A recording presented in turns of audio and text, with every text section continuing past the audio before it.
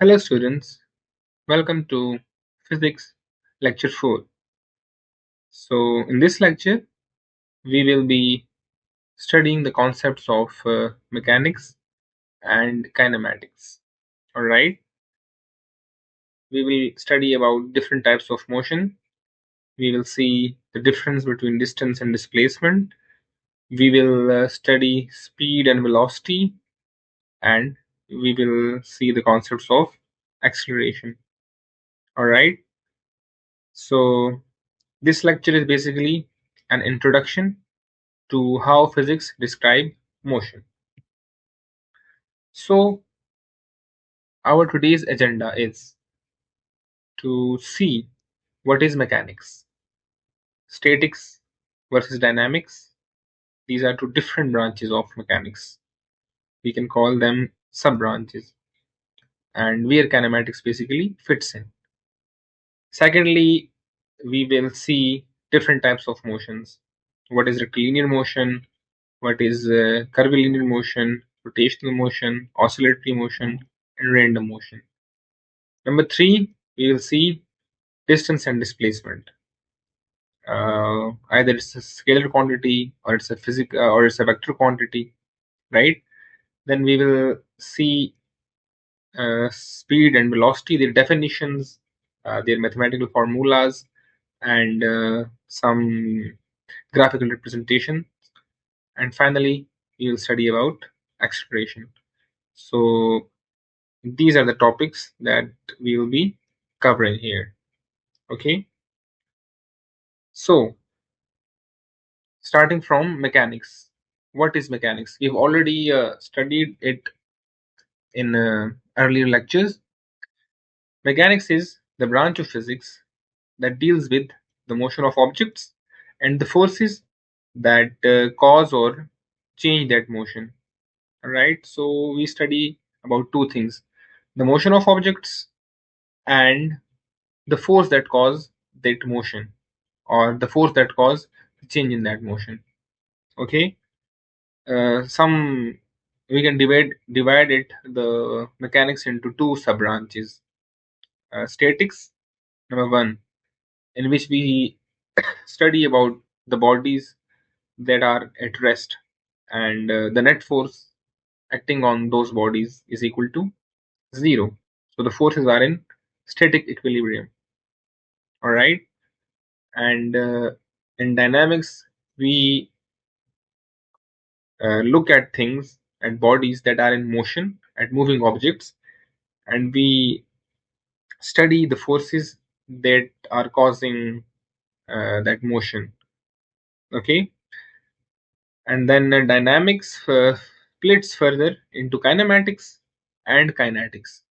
Kinematics describes motion, while kinetics tells us about motion and the forces that are causing these change in motions or change in the state. All right, so in the next few slides we will focus on kinematics.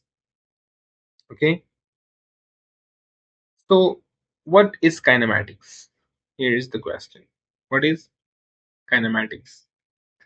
So it is the study of motion, position, distance, displacement, speed, velocity, acceleration, without considering the forces or the masses responsible for it. So in kinematics, we basically we're not concerned with the forces that are causing motion. Okay, so in short, kinematics answers how an object moves, and it does not answer why it moves.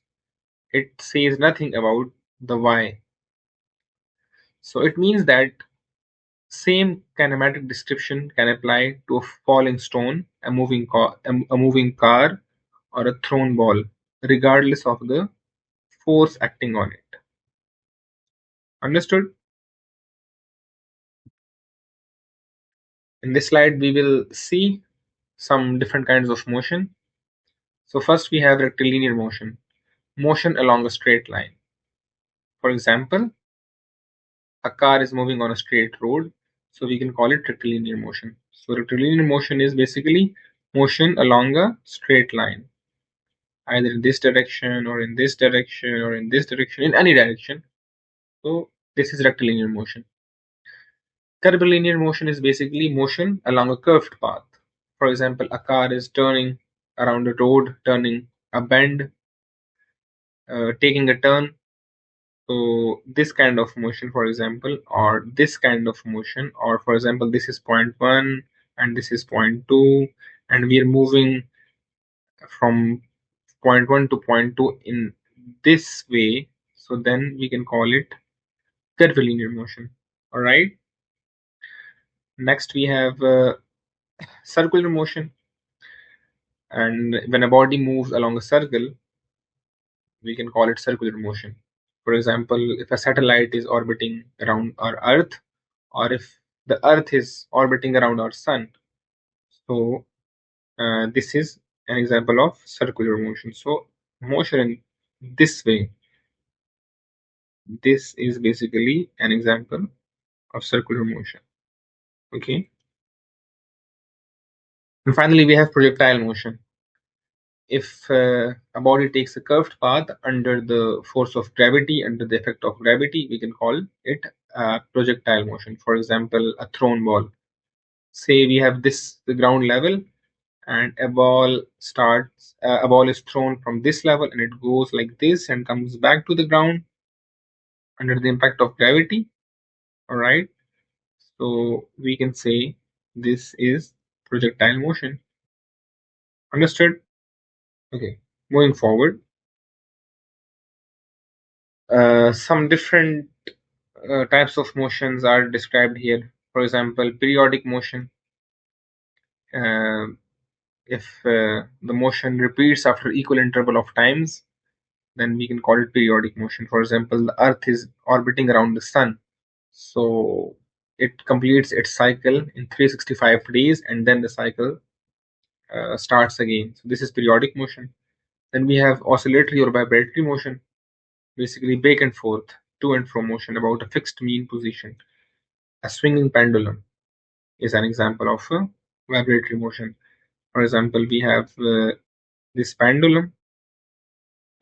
A ball is attached at the end of this thread, and it moves from this position to this extreme position, or it moves to the second extreme position like this.